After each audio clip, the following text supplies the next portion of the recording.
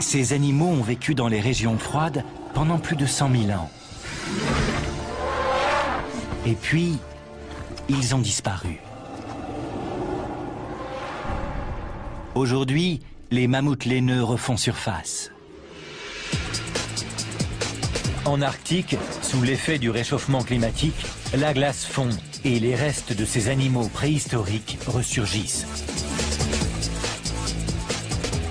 Pour les scientifiques, c'est une course contre la montre. Ils doivent mettre la main sur ces trésors avant les trafiquants.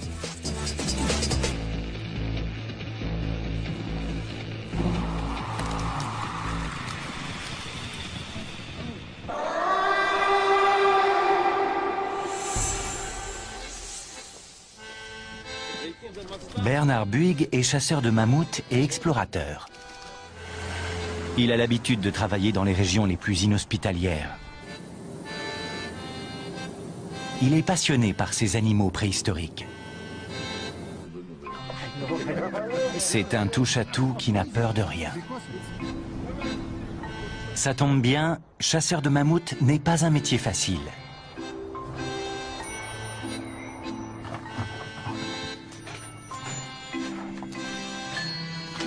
Bernard Buig vit au Pays Basque, mais son territoire, c'est la partie russe de l'Arctique. Sa base est une grotte creusée dans le permafrost. Les parois de glace assurent une température constante de moins 26 degrés. Elle préserve les centaines d'ossements qu'il a sauvés du marché illégal.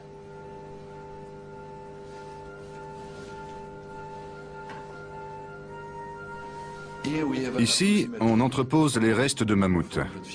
On a entre 400 et 450 pièces. Et chaque os nous raconte l'histoire de l'animal. Il faut avoir beaucoup de chance pour tomber sur un mammouth.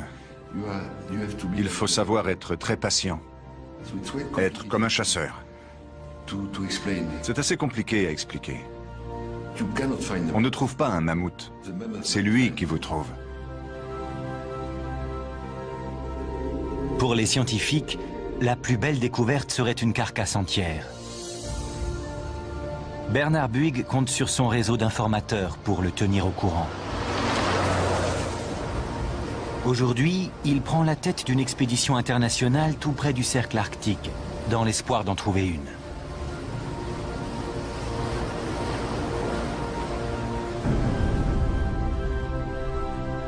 Les recherches portent sur toute la Sibérie. C'est une immense région glacée où la température peut avoisiner moins 40 degrés pendant plusieurs mois d'affilée.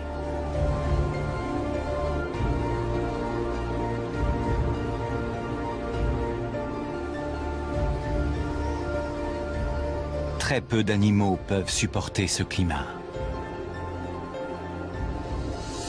Ce n'était pas le cas il y a 100 000 ans.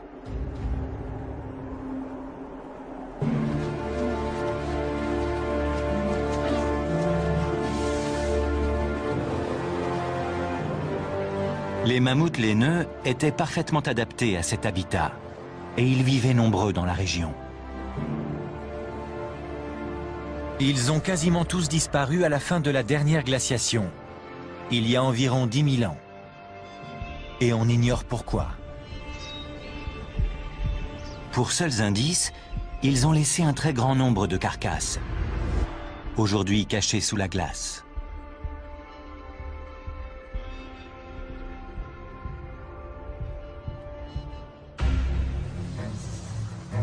Pour les chasseurs de mammouths, les changements climatiques ont des répercussions inattendues.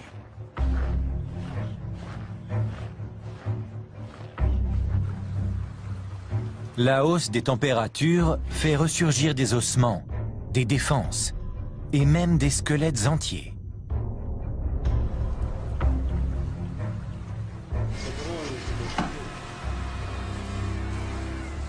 On estime que seul 1% de ces restes est récupéré par les scientifiques.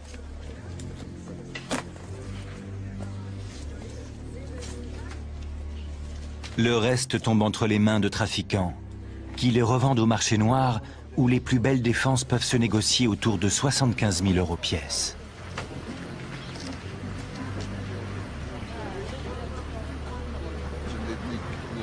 Bernard Buig s'efforce de surveiller ce commerce. Mais sa priorité est de prendre les trafiquants de vitesse.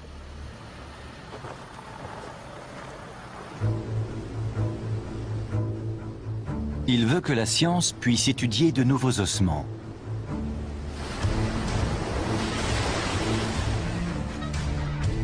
Cette fois, il se rend sur l'île Wrangel, au large des côtes russes, dans l'Arctique.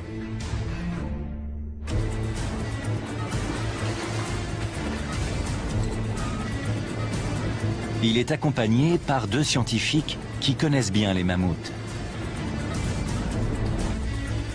La spécialité du paléontologue Dan Fisher, ce sont leurs défenses. Il les étudie depuis 30 ans et sait les faire parler.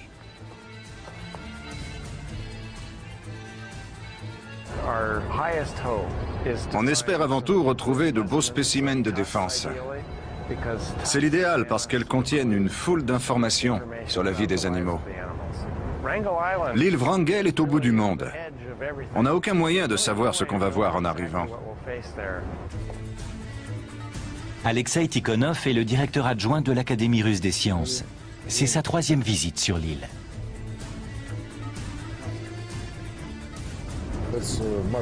C'est un endroit fantastique, très beau, qui ne ressemble à aucun autre. Et bien sûr, on espère trouver de nouveaux mammouths. Personne ne va jamais sur cette île, il n'y a que les fous comme nous. C'est un coin super, bien sûr. Et sur la carte, on voit qu'il est loin de tout.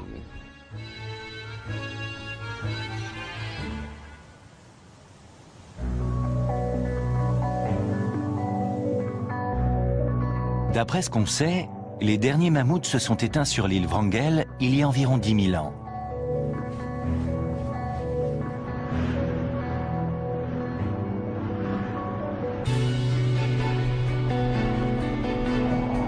Depuis le début du XXe siècle, on retrouve ici des spécimens très beaux. De nos jours, comme les étés sont plus chauds, les découvertes pourraient être encore plus intéressantes.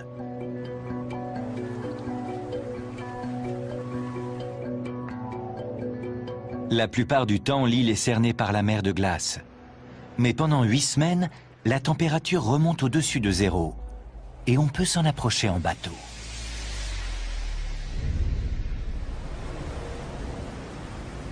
Bernard a recruté Sergueï Gorbounov. Son rôle, régler tous les problèmes que l'équipe peut rencontrer, et notamment les protéger des habitants de l'île.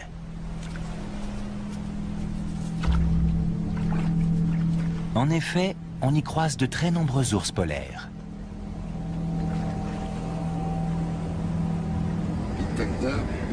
On ne peut pas accoster là parce qu'il y a des ours, c'est ça?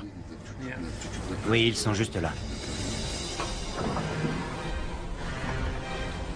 Ils identifient un coin plus sûr et décident de descendre à terre. Le bateau reste loin de la côte. Le matériel et les hommes sont transportés en hors-bord.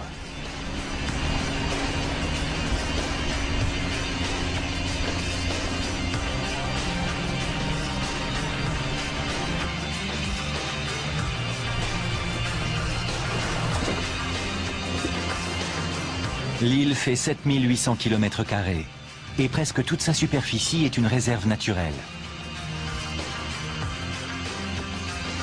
L'équipe va bientôt se mettre au travail. Mais avant, un garde forestier lui donne quelques recommandations. Si vous ne réagissez pas, l'ours sent votre peur. Il sait qu'il a le dessus. C'est comme ça avec les mâles. Si vous montrez de la faiblesse, vous êtes fichu. L'ours se sent supérieur. Et il vous taille en pièces. Il en faut plus pour faire peur à Bernard Buig. Il est prêt à tout pour trouver des mammouths. Il est loin d'être le premier à se passionner pour ces animaux. Depuis la préhistoire, il fascine les hommes. Il y a 30 000 ans, les premiers artistes les ont représentés sur les parois des grottes. Les mythes et légendes du Moyen-Âge disait que les os de mammouth retrouvés dans le sol appartenaient à des taupes géantes. Au XVIIIe siècle, les naturalistes ont compris que ces animaux ressemblaient aux éléphants. À quelques différences près. Les mammouths ont des défenses plus grandes, une musculature plus développée à l'encolure et une bosse remplie de graisse sur le dos. Ils ne vivent pas sous les tropiques, mais dans les régions glacées, protégées par leur fourrure.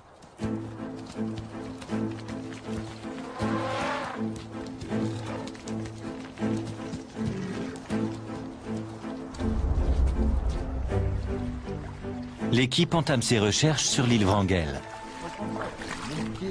Je suis en train de chercher les traces de mammouth. Dan Fisher sait qu'il faut ouvrir l'œil.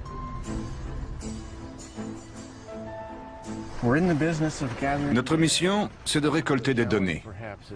Le plus difficile, c'est de rester concentré et de ne jamais relâcher son attention. On ne peut pas se contenter de se promener en attendant que quelque chose nous saute aux yeux.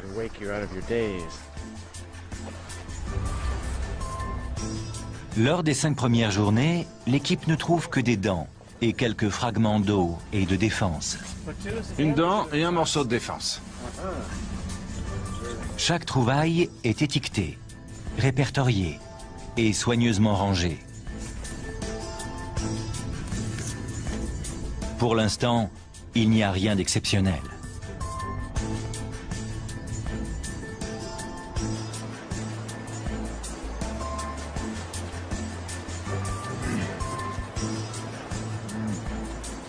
Au bout de 7 jours, tout le monde commence à se décourager. On a fait tout ce qu'on a pu pendant le laps de temps qui nous était imparti, mais on n'a rien trouvé. L'expédition se termine dans 3 jours.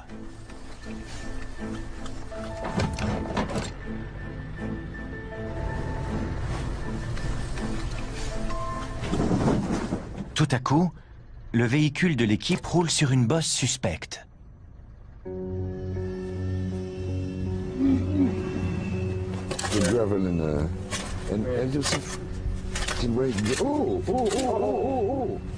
Il faut y regarder de plus près.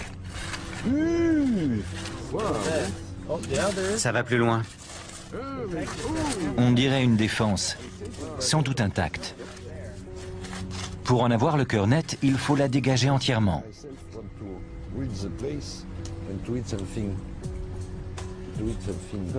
Ça continue là. Il faut la laver dans l'eau. C'est bien une défense, mais elle a été cassée, sans doute au cours d'un duel. D'après la couleur, elle date du Pléistocène. Si elle était entière, elle ferait environ 3 mètres. Oui, ça doit être ça.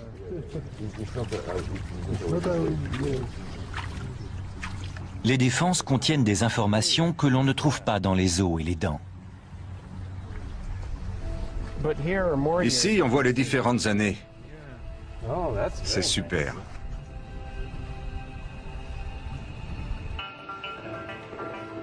Dan Fisher emporte cette découverte dans son laboratoire de l'Université du Michigan. À l'intérieur d'une défense, il y a l'équivalent du journal de bord de l'animal avec le détail de ce qui lui est arrivé tout au long de sa vie.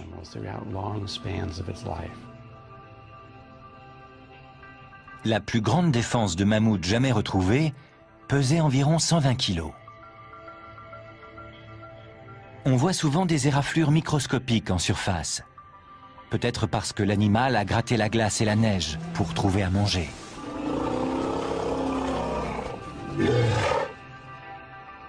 Sur le dessus, il y a une zone lisse et brillante. On pense que le mammouth posait sa trompe à cet endroit.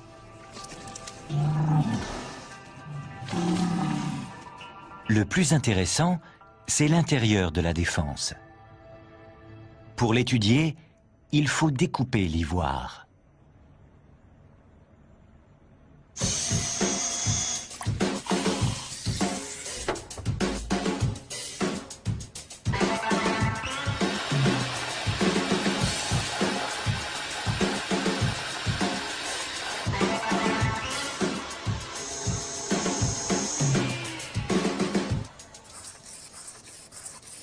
Après un polissage soigneux, des motifs apparaissent quand on projette une lumière ultraviolette.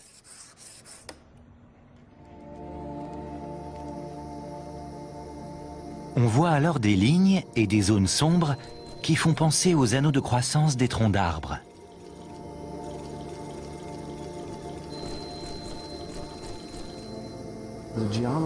La géométrie de croissance est différente. Les arbres grandissent du centre vers la superficie, alors que les défenses, c'est de l'extérieur vers l'intérieur. Les traits microscopiques correspondent aux événements importants dans la vie de ce jeune mammouth.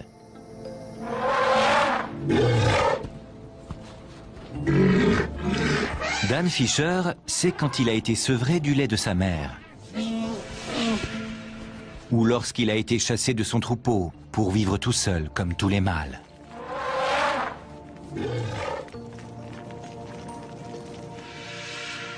Les lignes de croissance plus fines et plus sombres correspondent aux hivers où la nourriture était moins abondante et aux périodes de famine.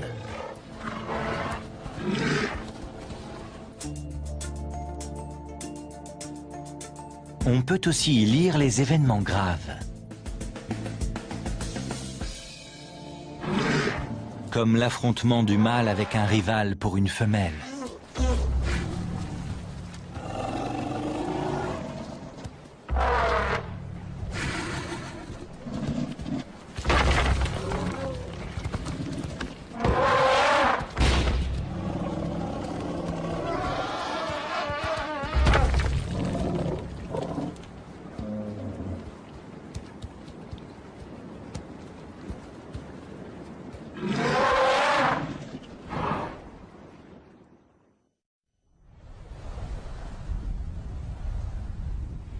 Sur l'île Wrangel, la fin de l'expédition est plus fructueuse que le début. L'équipe reprend espoir. Elle aperçoit une lueur caractéristique au loin.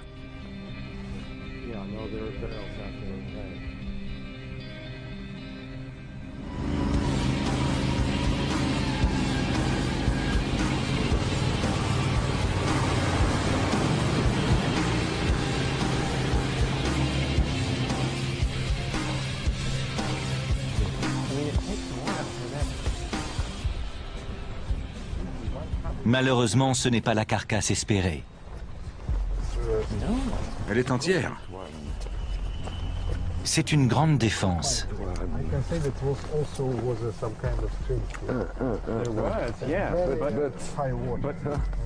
Son emplacement intrigue Bernard Buig.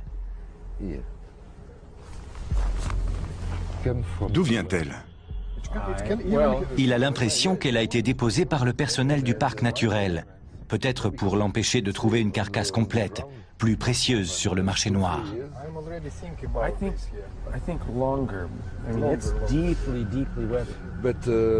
Je ne comprends pas ce qu'elle fait là. La défense a aussi pu être exposée par la fonte des neiges et emportée par les ruissellements jusqu'à cette plaine.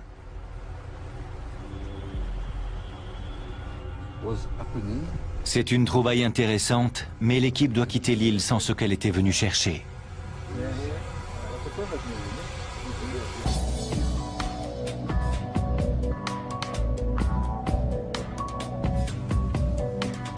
Bernard Buig prépare déjà son expédition suivante. Il espère entendre parler d'une rumeur ou recueillir des informations pour savoir où chercher la prochaine fois.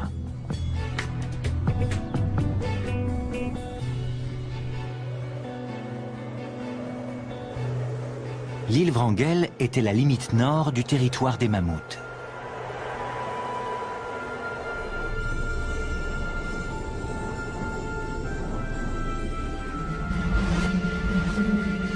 Ils étaient très nombreux du nord de l'Eurasie à l'Amérique du Nord. Jusqu'à la fin de la dernière glaciation, ils peuplaient une immense prairie surnommée la steppe des mammouths. Aujourd'hui, c'est là qu'on retrouve la plupart de leurs ossements.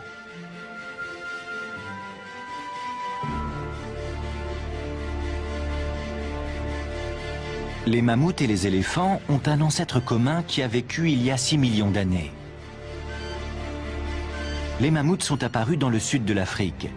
Sur 3 millions d'années, ils ont migré vers le nord et se sont différenciés, jusqu'à donner plusieurs espèces.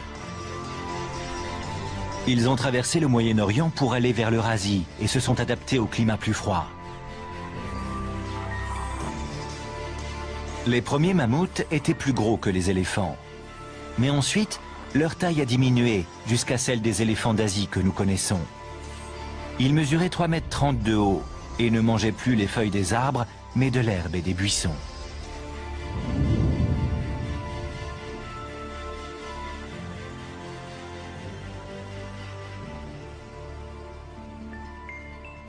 Les fossiles nous donnent seulement les grandes lignes de leur histoire. Et parfois, certains spécimens livrent des détails surprenants. En mai 2007, un éleveur de rennes a trouvé un mammouth dans un état de conservation exceptionnel. Baptisée Liuba, c'est une petite femelle qui avait 1 mois à sa mort. La glace de Sibérie a parfaitement préservé ses poils, sa chair et même ses yeux. Pour la première fois, on a pu étudier des tissus mous, comme l'appendice au bout de sa trompe, plus gros et plus agile que celui des éléphants. Il devait permettre aux mammouths d'attraper plus facilement les herbes et les broussailles. Sur les scanners, on voit que les reins de Liuba sont plus gros qu'on ne le pensait. Ils ressemblent à ceux des chameaux. Ce serait une adaptation des mammouths aux conditions plus sèches de la steppe. C'est très rare de trouver une carcasse complète. On n'en a que 6 comme Liuba. Et les autres ne sont pas aussi bien conservés.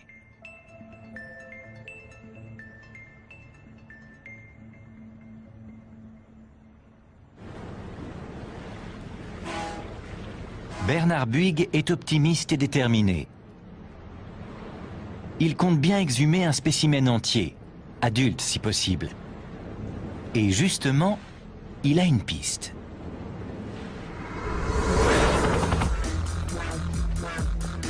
D'après un informateur, une carcasse a été repérée sur la péninsule de Yamal, dans l'ouest de la Sibérie.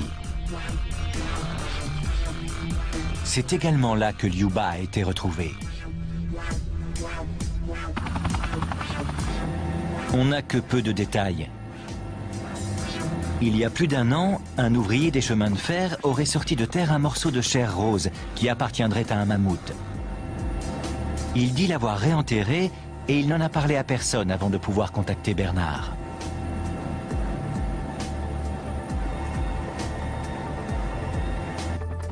L'équipe se précipite sur place, en espérant que personne ne l'a devancé. Elle installe son campement à côté d'un groupe d'éleveurs de rennes.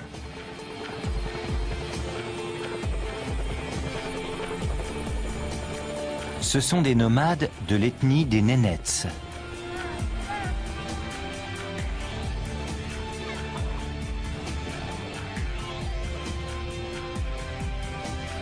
On est au milieu de l'été, la meilleure époque pour chasser les mammouths.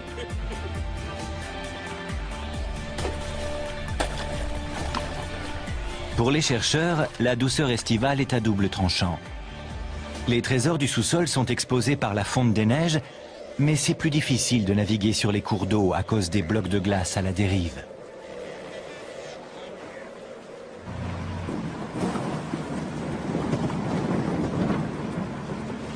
Les conditions sont encore compliquées par le soleil de minuit.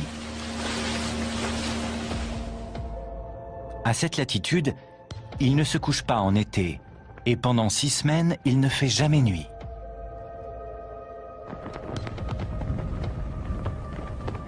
L'ensoleillement permanent est idéal pour scruter le paysage, mais il a des conséquences physiologiques.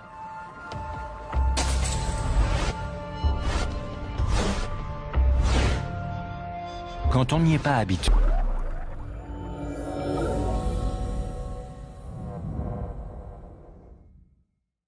il peut provoquer une dépression et même des troubles de la perception.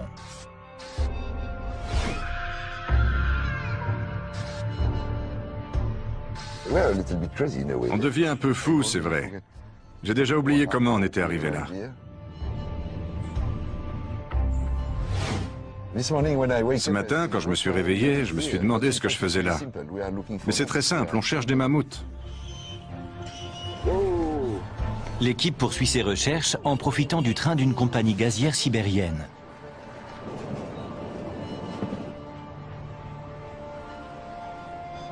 Elle va inspecter la zone où on aurait trouvé la trace d'un mammouth.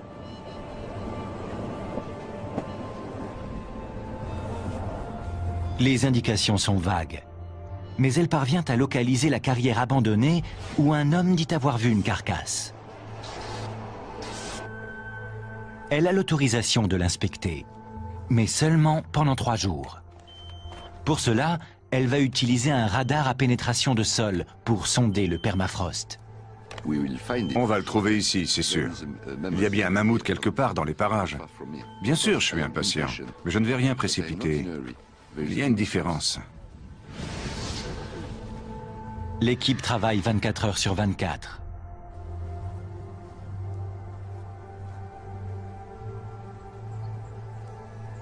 Elle a parcouru plusieurs milliers de kilomètres pour venir ici. Mais au bout de 3 jours, elle doit repartir les mains vides.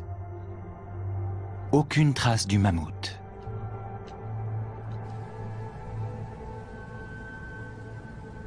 Je ne pensais pas qu'on allait être confronté à ce type de situation. Je suis un peu déçu, bien sûr. Mais je dois rester concentré sur la préparation de l'étape suivante de nos recherches. Parce que je ne vais pas laisser ce mammouth tranquille. On va s'occuper de lui. On verra comment ça se passe pendant l'été. Alors, il est où, mon mammouth? J'espère que tu organiseras la prochaine expédition un peu mieux.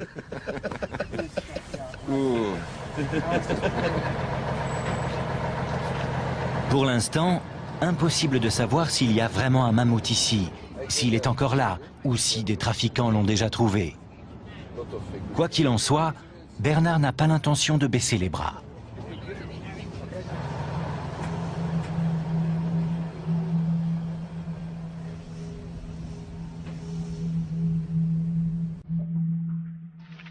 Pendant ce temps, une autre équipe enquête avec des méthodes différentes. À l'université de l'État de Pennsylvanie, des généticiens tentent de déchiffrer le génome des mammouths.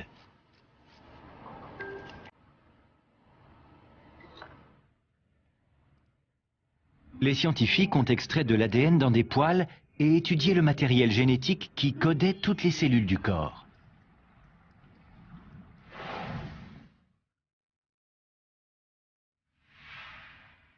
Ils ont séquencé 90% de ce génome. Et leurs résultats réservent quelques surprises, notamment sur l'apparence de ces animaux.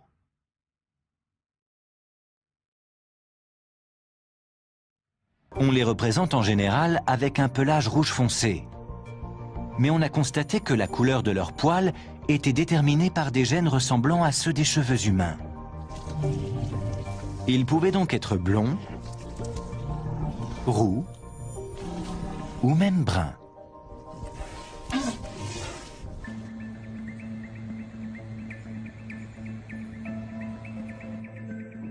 Kevin Campbell est spécialiste de physiologie environnementale et évolutionnaire.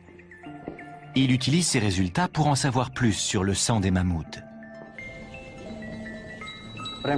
Ce qui m'intéresse plus particulièrement, c'est l'hémoglobine, la protéine qui est l'ingrédient principal du sang. C'est l'interface entre l'atmosphère et la cellule. Cette protéine transporte l'oxygène dans le corps. Kevin Campbell travaille d'ordinaire sur des souris pour voir comment leur hémoglobine apporte l'oxygène jusqu'aux cellules, notamment quand il fait froid. Il s'est demandé comment celle des mammouths jouait son rôle sous le climat extrême de l'ère glaciaire.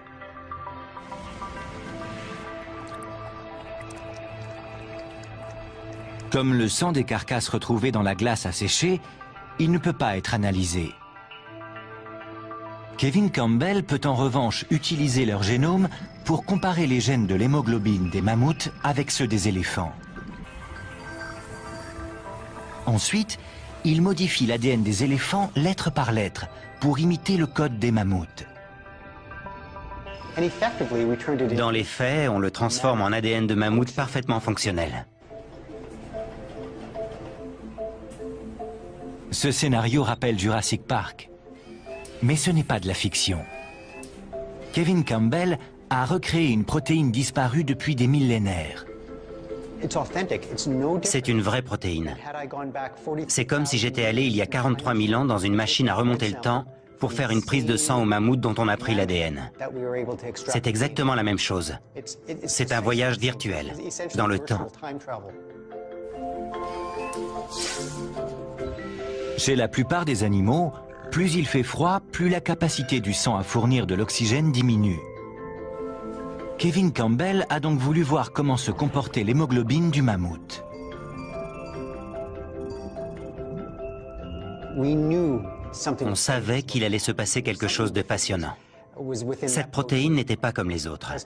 Et quand la température a baissé, l'hémoglobine du mammouth a réussi à transporter l'oxygène plus facilement que celle des éléphants d'Asie.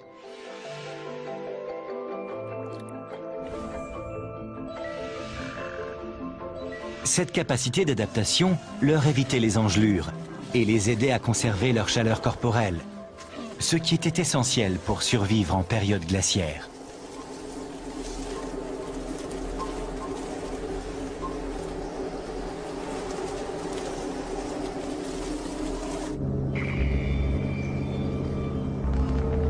Sur le terrain, Bernard Buig n'a toujours pas mis la main sur une carcasse.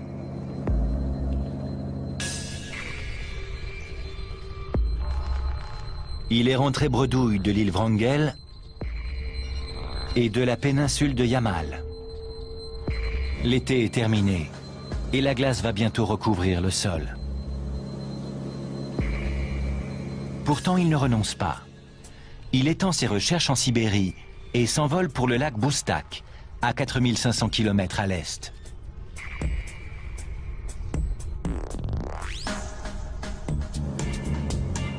La chance va peut-être lui sourire.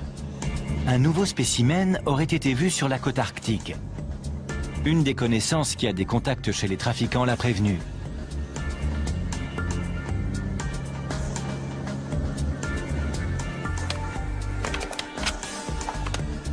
Des marchands de défense qui vendent l'ivoire de mammouth en Extrême-Orient disent avoir trouvé une carcasse gelée.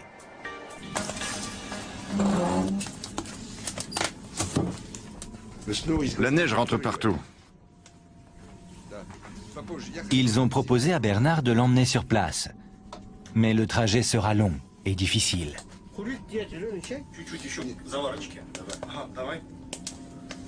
Bernard doit les croire sur parole. Les photos qu'il a vues sont en noir et blanc et assez floues. Mais elles semblent prometteuses. On espère trouver un spécimen bien précis. J'ai vu une ou deux photos. C'est un mammouth complet. Mais il a une forme inhabituelle. Il faut qu'on le voie de plus près. J'espère qu'on pourra le rapporter. Après, je demanderai à des scientifiques de l'examiner. Bernard doit s'en remettre à deux trafiquants de mammouths. Vassili Gorokov et son bras droit, Vladimir Potapov.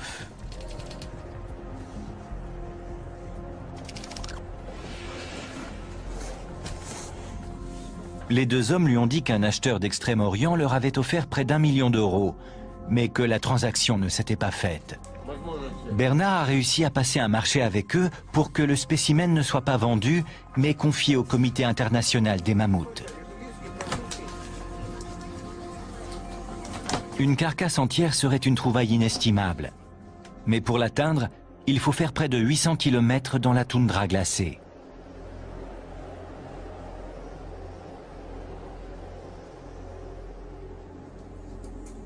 Il y a plusieurs jours de route. et l'Arctique est un milieu dangereux. Bernard doit apprendre à être patient et à faire confiance à ses guides. Alors, Vassili, quel est le plan? On peut aller voir le mammouth? Tout est en place? Pas aujourd'hui, impossible. L'accord passé avec les deux hommes est très fragile. Mais Bernard n'a pas le choix.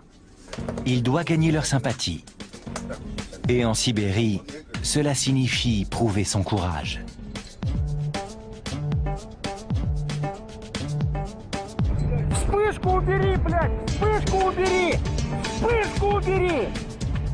Même quand il fait moins 35.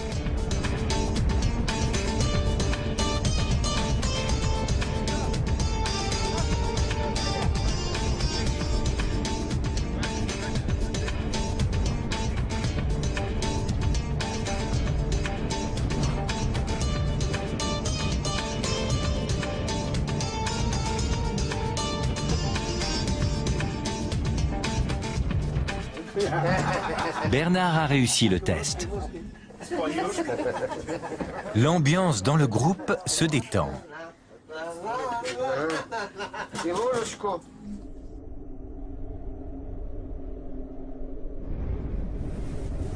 Le départ est prévu le lendemain matin. Mais il y a un problème.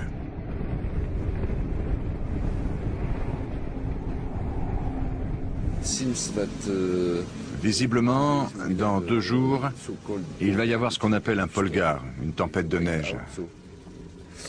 Ah, d'accord. Le générateur du campement fait des siennes, la température chute et la météo est menaçante. Mais les hommes prévoient toujours d'emmener Bernard voir la carcasse. Ils partiront dès demain. La météo est souvent mauvaise en Sibérie, mais les conditions actuelles sont particulièrement difficiles. Bernard est prêt à tout pour atteindre son but.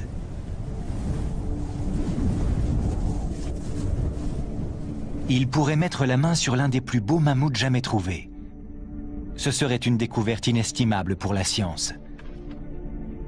On pourrait peut-être faire renaître cette espèce.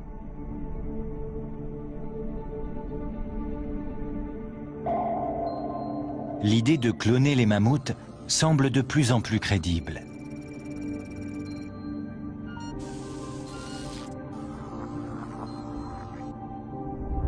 Un trésor caché dans le sous-sol de la Sibérie pourrait révolutionner les connaissances et transformer la science-fiction en réalité.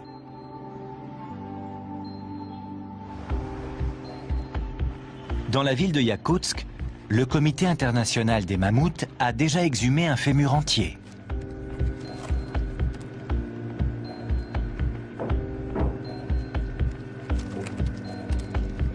Il a été parfaitement préservé par le permafrost.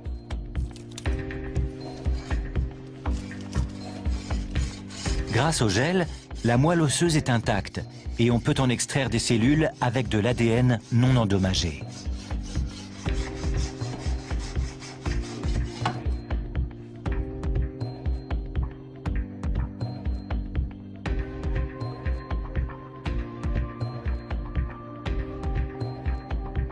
La moelle va être envoyée dans un laboratoire japonais qui va tenter d'isoler des noyaux de cellules. On espère ensuite les implanter dans un ovule d'éléphant, dont on aura enlevé le noyau. Ensuite, on pourra le faire se développer dans l'utérus d'une femelle éléphant.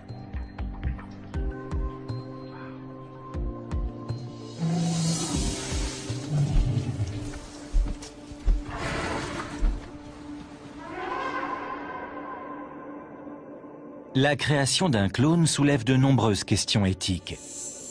Notamment, la science doit-elle faire renaître une espèce éteinte?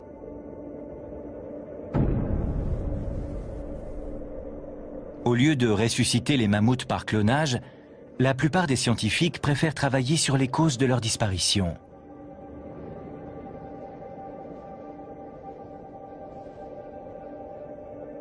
Leur extinction a coïncidé avec le réchauffement du climat à la fin de la dernière ère glaciaire. Leur habitat s'est transformé. Les pluies sont revenues au nord. Les prairies sèches ont été remplacées par les plantes et les forêts de la toundra. Ils ont de plus en plus de mal à trouver à manger.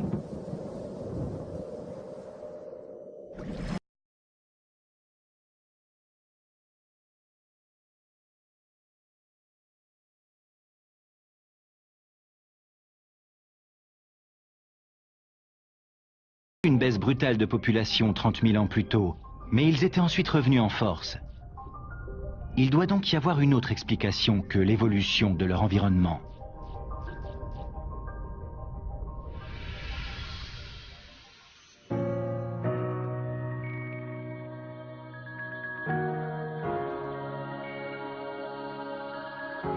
Dan Fisher pense être sur une piste.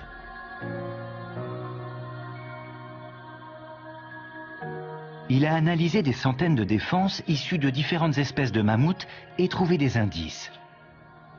Il semble que vers la fin, ils grandissaient plus vite et avaient des petits plus tôt. C'est une réaction caractéristique quand une espèce est victime d'un prédateur. Mais il n'y avait qu'un seul groupe capable de menacer les mammouths à l'époque.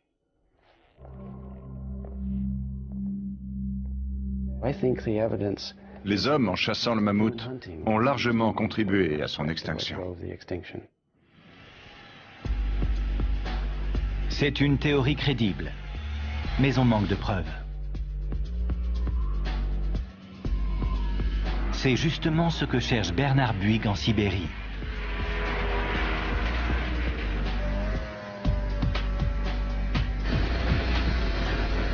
Il espère découvrir ce qui pourrait être le plus beau spécimen jamais retrouvé.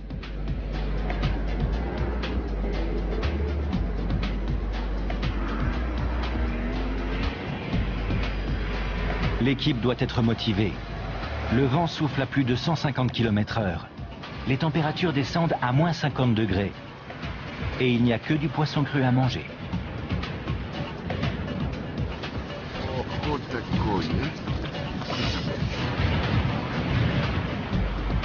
Le résultat n'est pas garanti. Les deux trafiquants peuvent avoir menti ou des voleurs ont pu trouver la carcasse.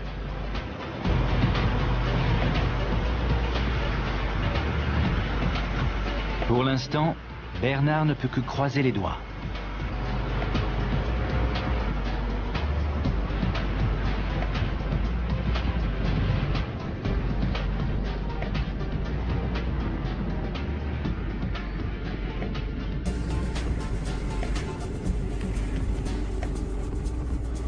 Après 2 semaines de trajet éprouvant sur près de 800 km, l'équipe arrive à destination.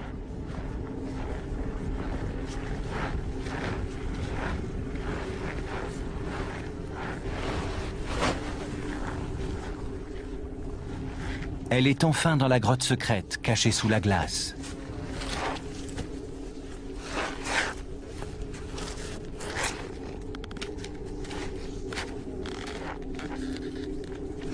La carcasse est-elle encore là?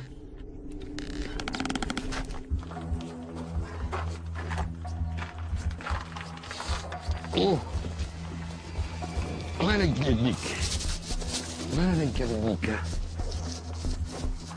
А, нет, большой ледник. О.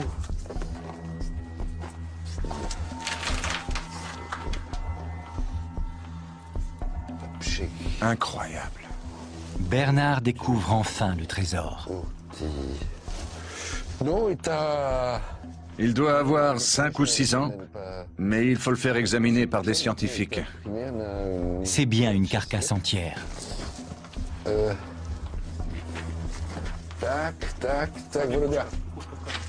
Bernard n'en croit pas ses yeux.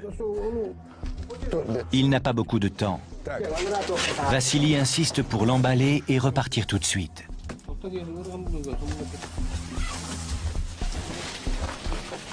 Il faut attendre une véritable analyse scientifique pour avoir plus de détails. Voyager à côté d'un mammouth, ça n'arrive pas tous les jours. Maintenant, il faut faire le trajet du retour avec la précieuse cargaison.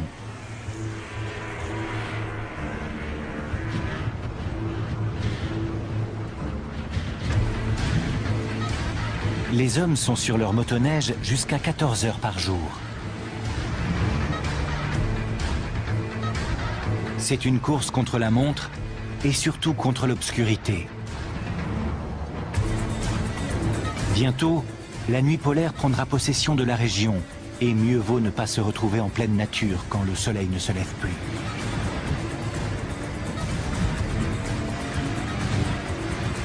Le convoi risque aussi d'être intercepté par des voleurs. Bernard a hâte de quitter la toundra et de mettre le mammouth en sécurité.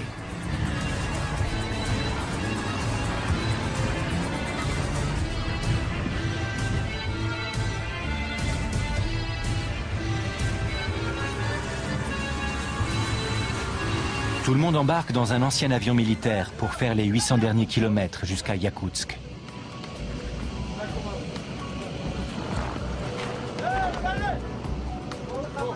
Une fois sur place, Bernard pourra se pencher plus précisément sur le mammouth, qu'il a baptisé Yuka.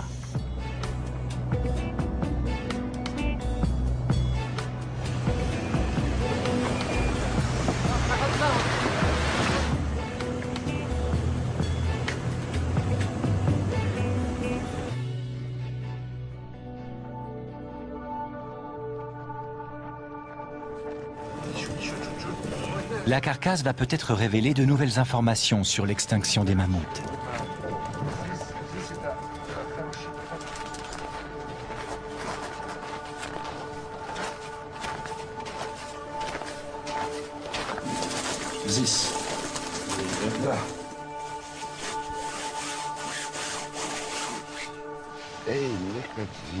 Regardez ça.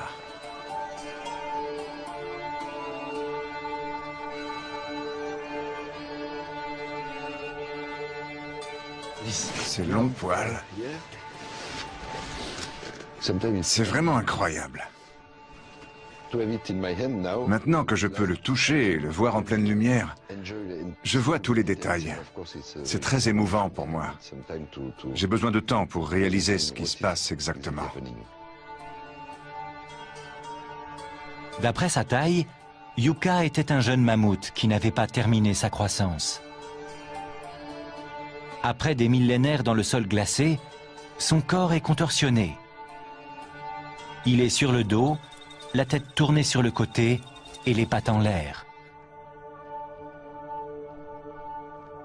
Ses coussinets et ses poils blonds cuivrés sont parfaitement préservés. Pourtant, il manque de grands os, ce qui explique que le corps est affaissé. On ne sait pas encore s'il s'agit d'un mâle ou d'une femelle, ni de quand date la mort. En revanche, certains signes indiquent une possible intervention humaine. On a beaucoup de choses à comprendre à propos de ce spécimen, parce qu'il a été ouvert sur toute la longueur du dos, et que quelqu'un a enlevé les os principaux. Il en reste encore certains, comme le bassin et les omoplates, mais on n'a plus les vertèbres. Le gros point d'interrogation, c'est que s'est-il passé au moment de la mort de cet animal, ou durant sa vie? Bernard Buig veut maintenant savoir si les os ont été prélevés au moment de la mort du mammouth ou plus tard. Si c'est à sa mort, cela pourrait prouver l'implication des hommes.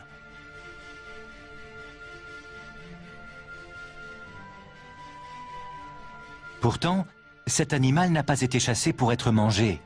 Il n'a pas été dépecé et sa chair est intacte.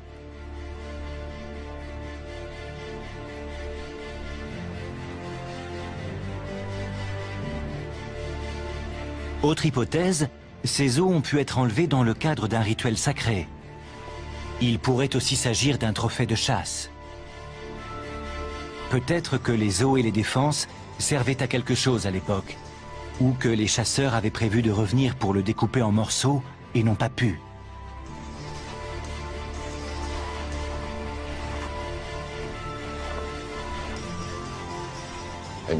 Je suis sûr que l'histoire de ce spécimen est très liée aux hommes, à nos ancêtres.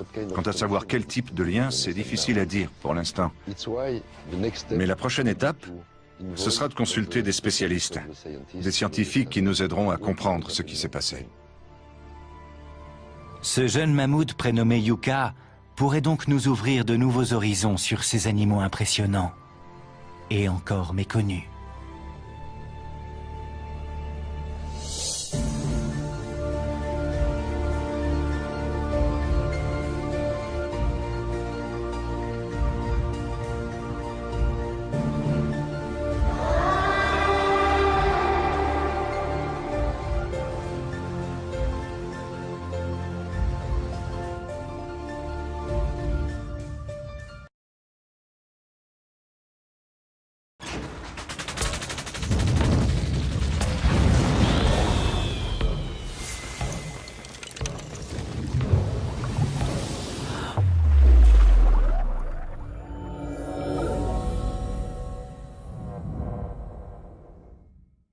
Très peu d'animaux peuvent supporter ce climat.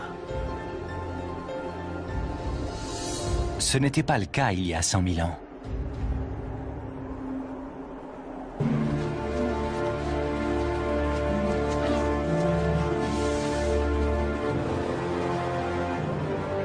Les mammouths laineux étaient parfaitement adaptés à cet habitat et ils vivaient nombreux dans la région. Ils ont quasiment tous disparu à la fin de la dernière glaciation, il y a environ 10 000 ans. Et on ignore pourquoi. Pour seuls indices, ils ont laissé un très grand nombre de carcasses, aujourd'hui cachées sous la glace.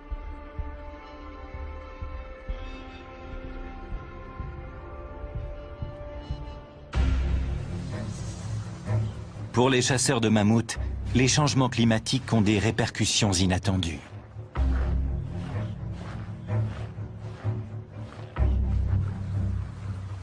La hausse des températures fait ressurgir des ossements, des défenses et même des squelettes entiers.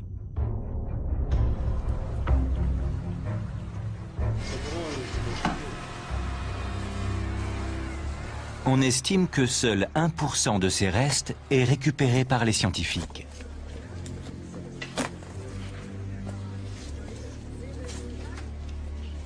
Le reste tombe entre les mains de trafiquants, qui les revendent au marché noir où les plus belles défenses peuvent se négocier autour de 75 000 € pièce.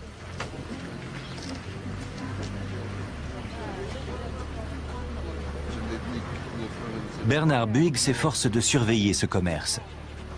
Mais sa priorité est de prendre les trafiquants de vitesse.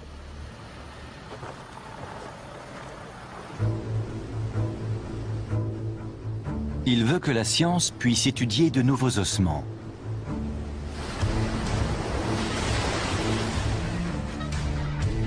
Cette fois, il se rend sur l'île Wrangel, au large des côtes russes, dans l'Arctique.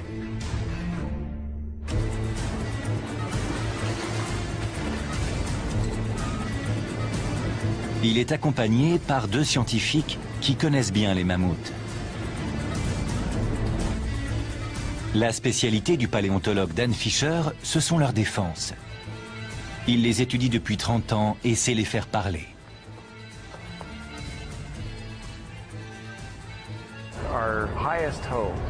On espère avant tout retrouver de beaux spécimens de défense. C'est l'idéal parce qu'elles contiennent une foule d'informations sur la vie des animaux. L'île Wrangel est au bout du monde. On n'a aucun moyen de savoir ce journal de bord de l'animal avec le détail de ce qui lui est arrivé tout au long de sa vie.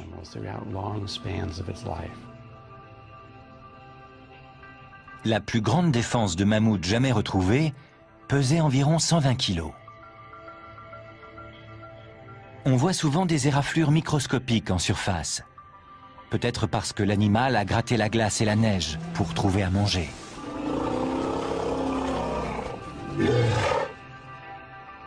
Sur le dessus, il y a une zone lisse et brillante. On pense que le mammouth posait sa trompe à cet endroit.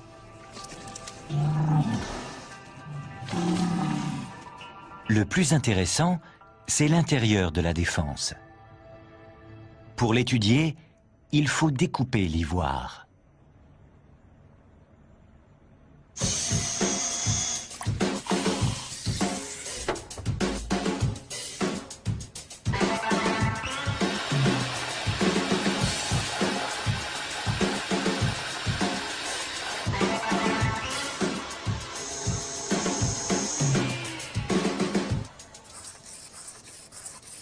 Après un polissage soigneux, des motifs apparaissent quand on projette une lumière ultraviolette.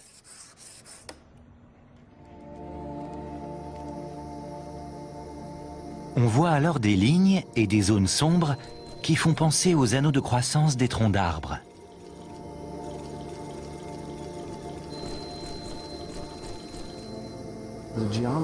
La géométrie de croissance est différente. Les arbres grandissent du centre vers la superficie, alors que les défenses, c'est de l'extérieur vers l'intérieur.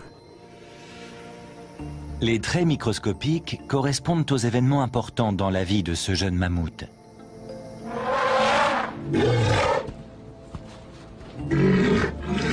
Dan Fisher sait quand il a été sevré du lait de sa mère, ou lorsqu'il a été chassé de son troupeau pour vivre tout seul comme tous les mâles.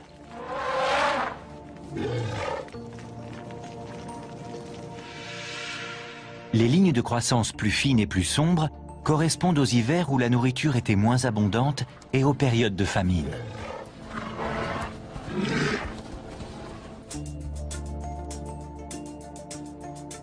On peut aussi y lire les événements graves, comme l'affrontement du mâle avec un rival pour une femelle.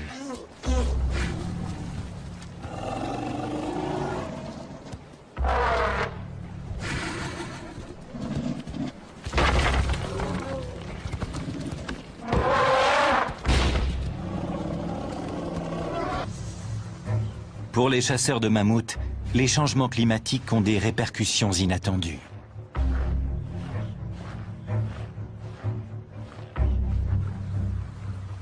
La hausse des températures fait ressurgir des ossements, des défenses et même des squelettes entiers.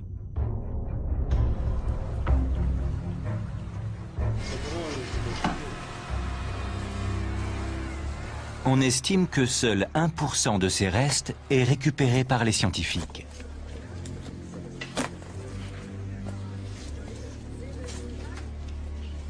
Le reste tombe entre les mains de trafiquants, qui les revendent au marché noir où les plus belles défenses peuvent se négocier autour de 75 000 € pièce.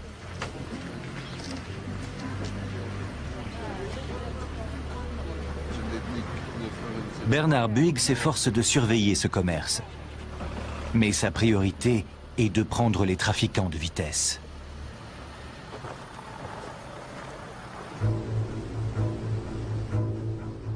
Il veut que la science puisse étudier de nouveaux ossements.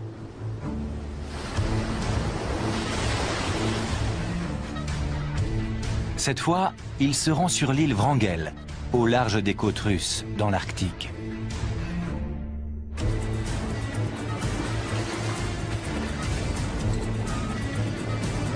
Il est accompagné par 2 scientifiques qui connaissent bien les mammouths. La spécialité du paléontologue Dan Fisher, ce sont leurs défenses. Il les étudie depuis 30 ans et sait les faire parler.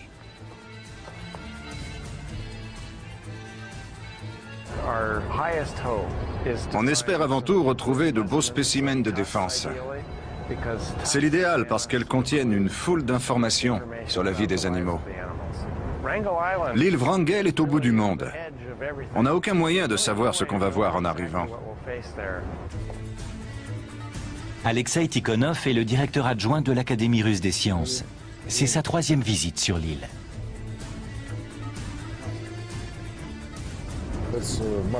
C'est un endroit fantastique, très beau, qui ne ressemble à aucun autre. Et bien sûr, on espère trouver de nouveaux mammouths. Personne ne va jamais sur cette île, il n'y a que les fous comme nous. C'est un coin super, bien sûr. Et sur la carte, on voit qu'il est loin de tout.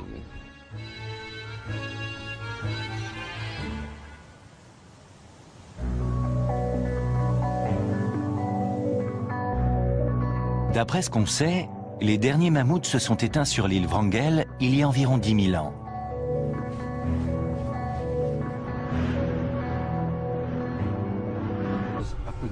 C'est une trouvaille intéressante, mais l'équipe doit quitter l'île sans ce qu'elle était venue chercher.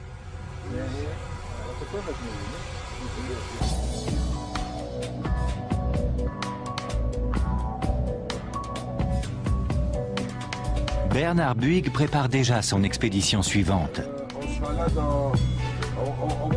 Il espère entendre parler d'une rumeur ou recueillir des informations pour savoir où chercher la prochaine fois.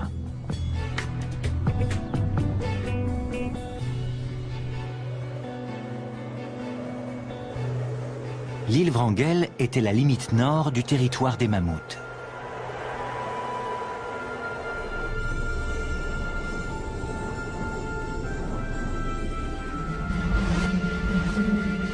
Ils étaient très nombreux du nord de l'Eurasie à l'Amérique du Nord.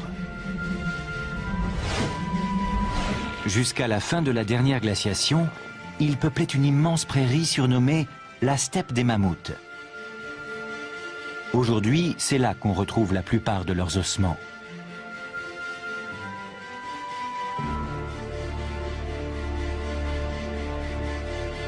Les mammouths et les éléphants ont un ancêtre commun qui a vécu il y a 6 millions d'années.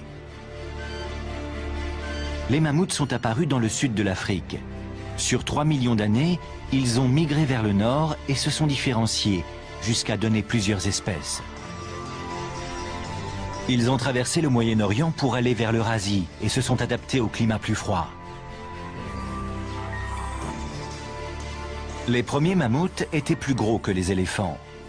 Mais ensuite, leur taille a diminué jusqu'à celle des éléphants d'Asie que nous connaissons. Ils mesuraient 3,30 m de haut et ne mangeaient plus les feuilles des arbres, mais de l'herbe et des buissons.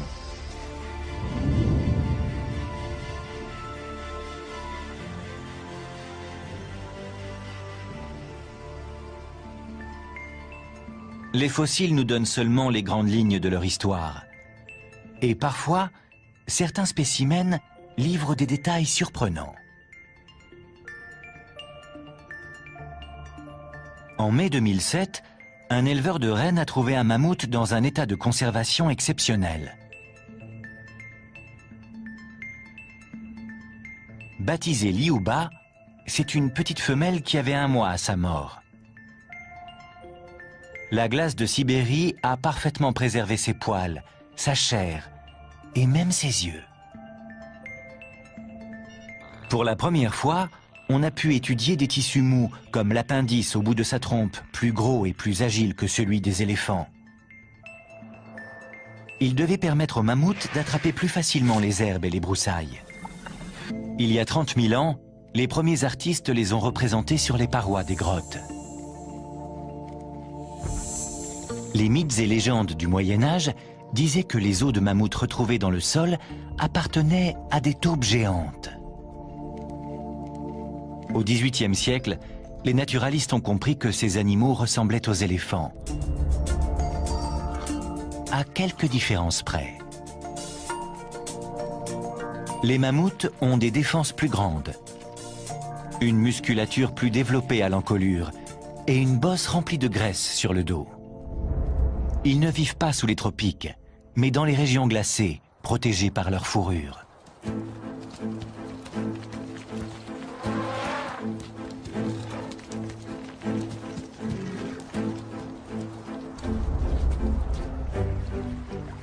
L'équipe entame ses recherches sur l'île Wrangel.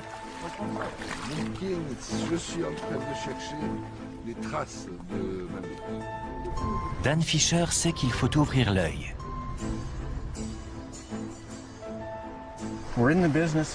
Notre mission, c'est de récolter des données. Le plus difficile, c'est de rester concentré et de ne jamais relâcher son attention. On ne peut pas se contenter de se promener en attendant que quelque chose nous saute aux yeux.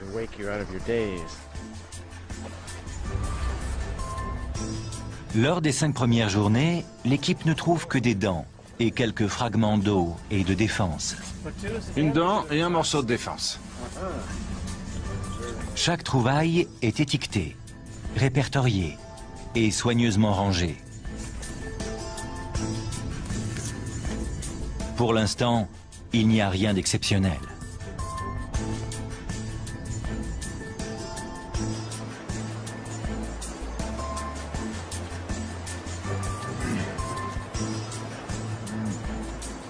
Au bout de 7 jours, tout le monde commence à se décourager. On a fait tout ce qu'on a pu pendant le laps de temps qui nous était imparti, mais on n'a rien trouvé. L'expédition se termine dans 3 jours.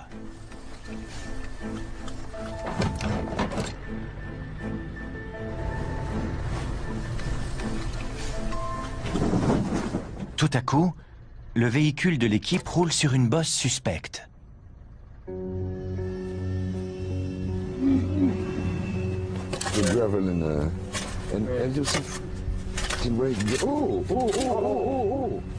Il faut y regarder de plus près.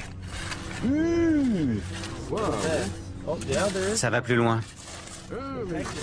On dirait une défense, sans doute intacte. Pour en avoir le cœur net, il faut la dégager. Les conditions sont encore compliquées par le soleil de minuit. À cette latitude, il ne se couche pas en été, et pendant 6 semaines, il ne fait jamais nuit.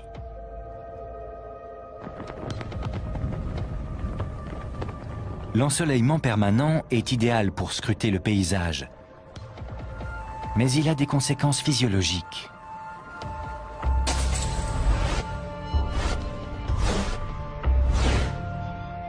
Quand on n'y est pas habitué,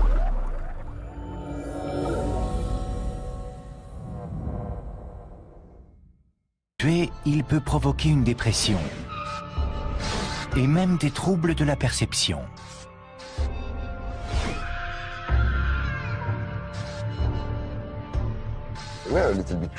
On devient un peu fou, c'est vrai. J'ai déjà oublié comment on était arrivé là. Ce matin, quand je me suis réveillé, je me suis demandé ce que je faisais là. Mais c'est très simple, on cherche des mammouths. L'équipe poursuit ses recherches en profitant du train d'une compagnie gazière sibérienne.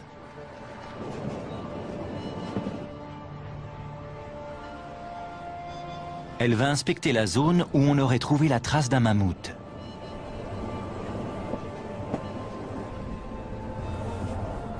Les indications sont vagues, mais elle parvient à localiser la carrière abandonnée où un homme dit avoir vu une carcasse. Elle a l'autorisation de l'inspecter, mais seulement pendant 3 jours. Pour cela, elle va utiliser un radar à pénétration de sol pour sonder le permafrost. On va le trouver ici, c'est sûr. Il y a bien un mammouth quelque part dans les parages. Bien sûr, je suis impatient, mais je ne vais rien précipiter. Il y a une différence.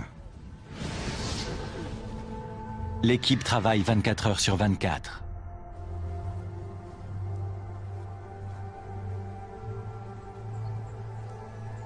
Elle a parcouru plusieurs milliers de kilomètres pour venir ici.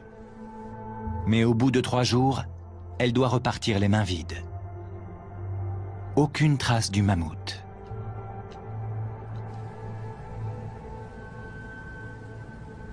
Je ne pensais pas qu'on allait être confronté à ce type de situation. Je suis un peu déçu, bien sûr. Mais je dois rester concentré sur la préparation de l'étape suivante de nos recherches. Parce que je ne vais pas laisser ce mammouth tranquille. On va s'occuper de lui. On verra comment ça se passe pendant l'été.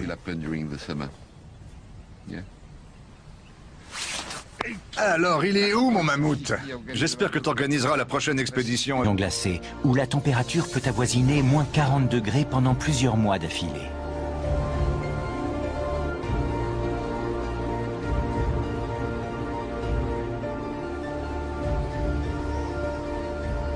Très peu d'animaux peuvent supporter ce climat. Ce n'était pas le cas il y a 100 000 ans.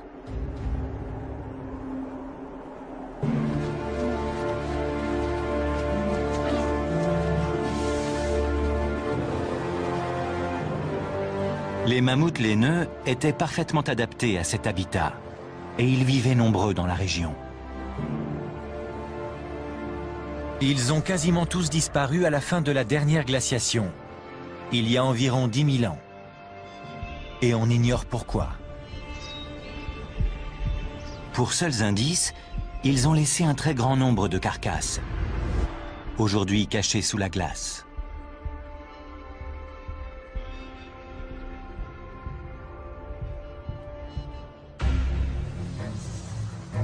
Pour les chasseurs de mammouths, les changements climatiques ont des répercussions inattendues.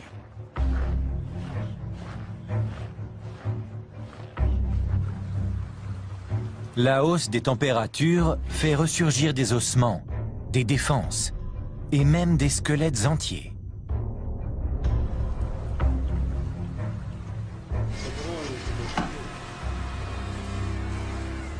On estime que seul 1% de ces restes est récupéré par les scientifiques.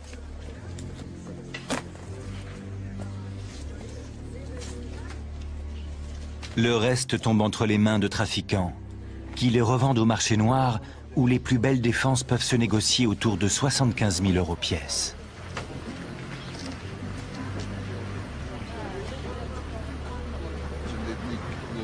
Bernard Buig s'efforce de surveiller ce commerce. Mais sa priorité est de prendre les trafiquants de vitesse.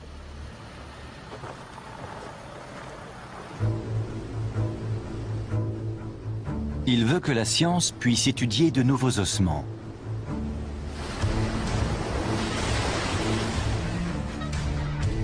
Cette fois, il se rend sur l'île Wrangel, au large des côtes russes, dans l'Arctique.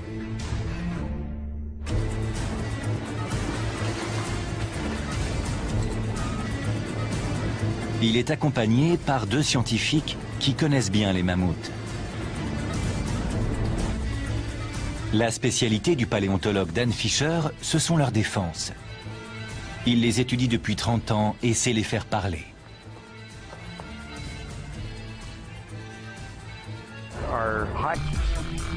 C'est également là que Liuba a été retrouvé. On n'a que peu de détails.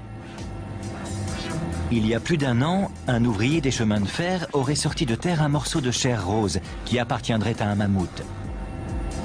Il dit l'avoir réenterré et il n'en a parlé à personne avant de pouvoir contacter Bernard.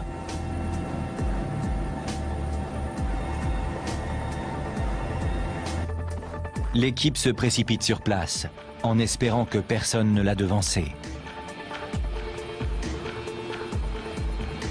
Elle installe son campement à côté d'un groupe d'éleveurs de rennes.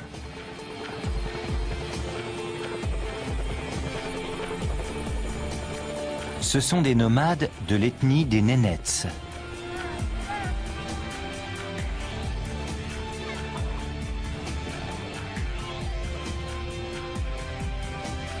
On est au milieu de l'été, la meilleure époque pour chasser les mammouths.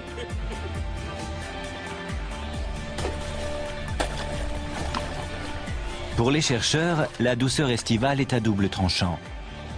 Les trésors du sous-sol sont exposés par la fonte des neiges, mais c'est plus difficile de naviguer sur les cours d'eau à cause des blocs de glace à la dérive.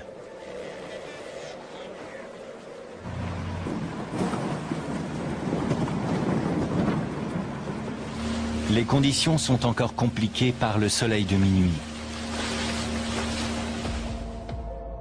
À cette latitude, il ne se couche pas en été, et pendant 6 semaines, il ne fait jamais nuit.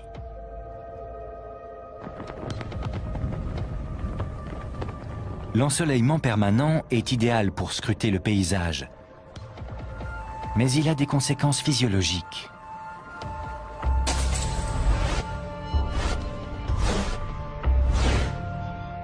Quand on n'y est pas habitué,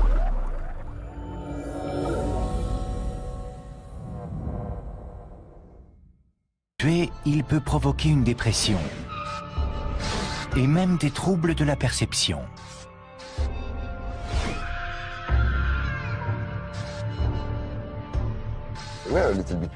On devient un peu fou, c'est vrai.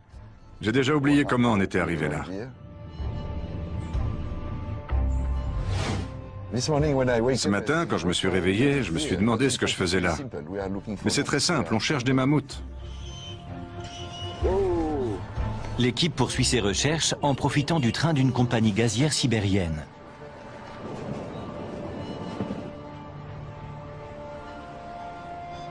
Elle va inspecter la zone où on aurait trouvé la trace d'un mammouth.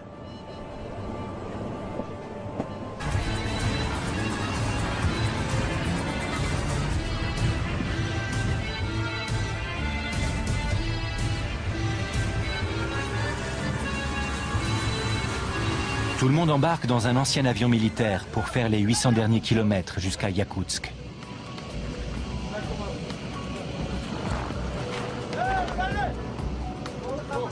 Une fois sur place, Bernard pourra se pencher plus précisément sur le mammouth, qu'il a baptisé Yuka.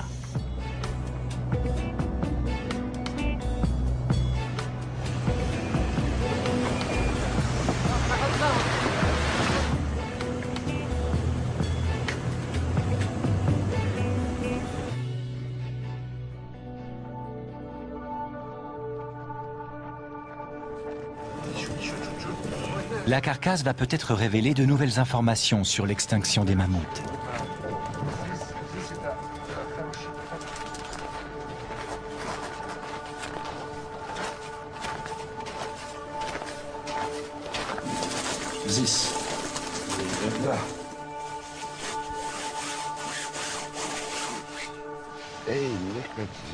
Regardez ça.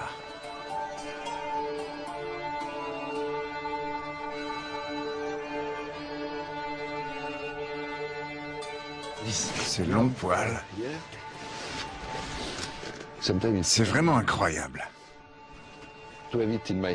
Maintenant que je peux le toucher et le voir en pleine lumière, je vois tous les détails. C'est très émouvant pour moi.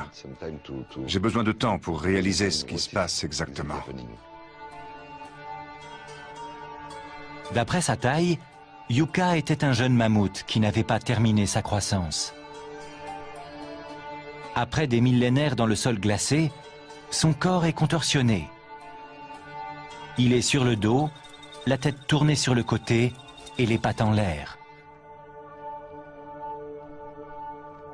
Ses coussinets et ses poils blonds cuivrés sont parfaitement préservés.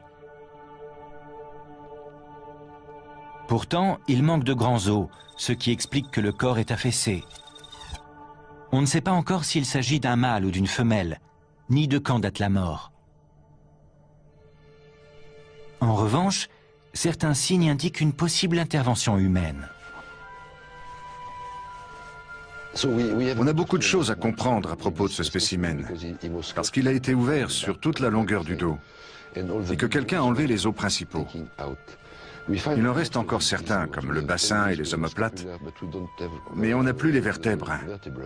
Le gros point d'interrogation, c'est que s'est-il passé au moment de la mort de cet animal, ou durant sa vie?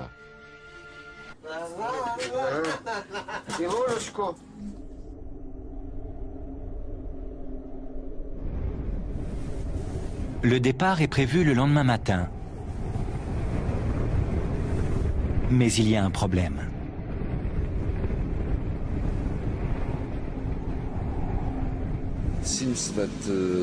Visiblement, dans 2 jours, il va y avoir ce qu'on appelle un polgar, une tempête de neige. Ah, d'accord. Le générateur du campement fait des siennes, la température chute et la météo est menaçante. Mais les hommes prévoient toujours d'emmener Bernard voir la carcasse. Ils partiront dès demain. La météo est souvent mauvaise en Sibérie, mais les conditions actuelles sont particulièrement difficiles. Bernard est prêt à tout pour atteindre son but.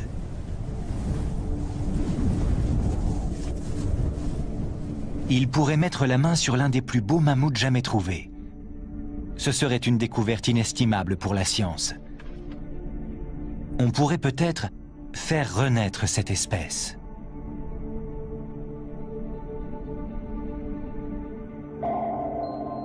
L'idée de cloner les mammouths semble de plus en plus crédible.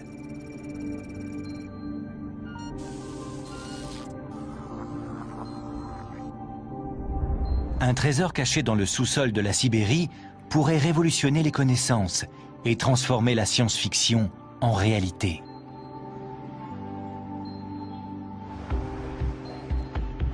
Dans la ville de Yakoutsk, le Comité international des mammouths a déjà exhumé un fémur entier.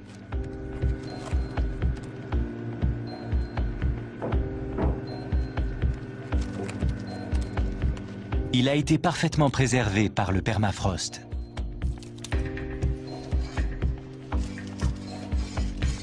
Grâce au gel, la moelle osseuse est intacte et on peut en extraire des cellules avec de l'ADN non endommagé.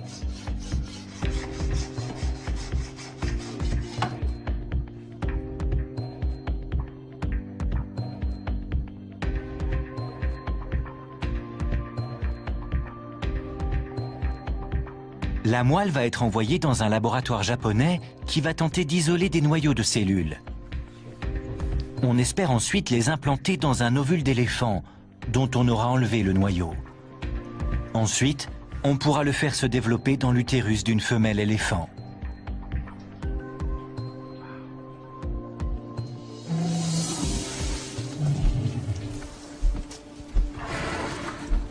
Les traits microscopiques correspondent aux événements importants dans la vie de ce jeune mammouth.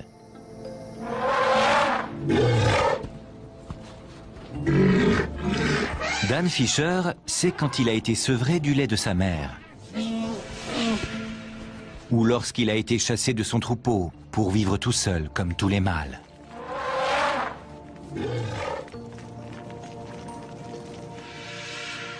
Les lignes de croissance plus fines et plus sombres correspondent aux hivers où la nourriture était moins abondante et aux périodes de famine.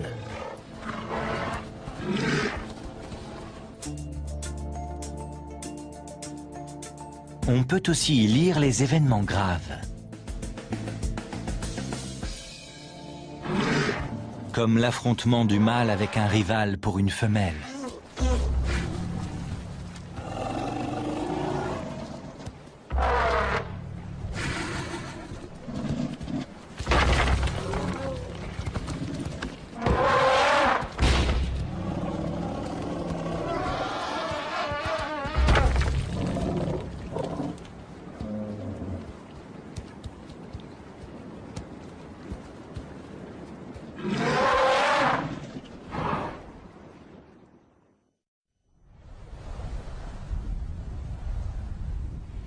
Sur l'île Wrangel, la fin de l'expédition est plus fructueuse que le début. L'équipe reprend espoir. Elle aperçoit une lueur caractéristique au loin.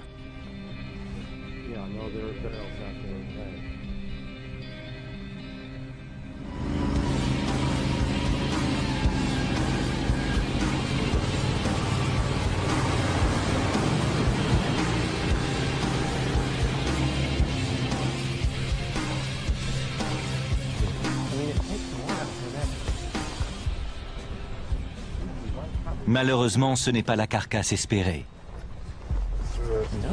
Elle est entière. C'est une grande défense.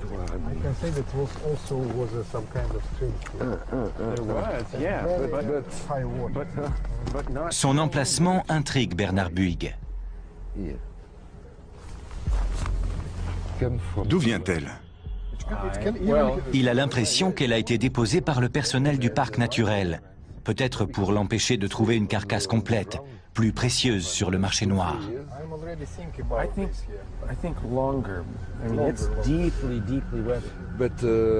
Je ne comprends pas ce qu'elle fait là.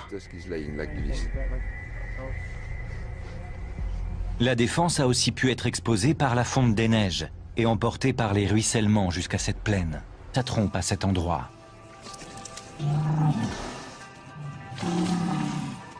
Le plus intéressant, c'est l'intérieur de la défense. Pour l'étudier, il faut découper l'ivoire.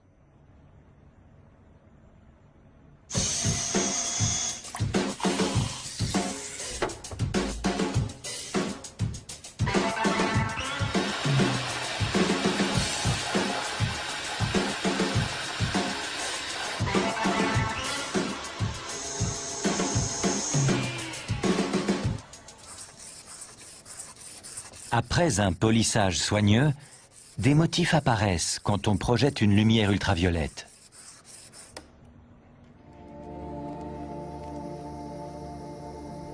On voit alors des lignes et des zones sombres qui font penser aux anneaux de croissance des troncs d'arbres.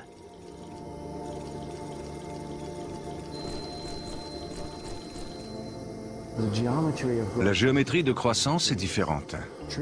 Les arbres grandissent du centre vers la superficie, alors que les défenses, c'est de l'extérieur vers l'intérieur. Les traits microscopiques correspondent aux événements importants dans la vie de ce jeune mammouth.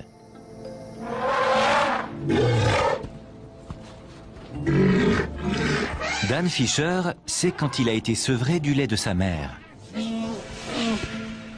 ou lorsqu'il a été chassé de son troupeau pour vivre tout seul comme tous les mâles.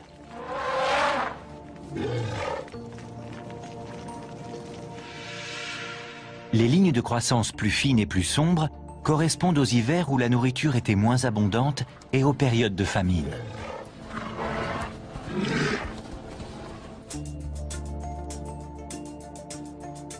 On peut aussi y lire les événements graves, comme l'affrontement du mâle avec un rival pour une femelle.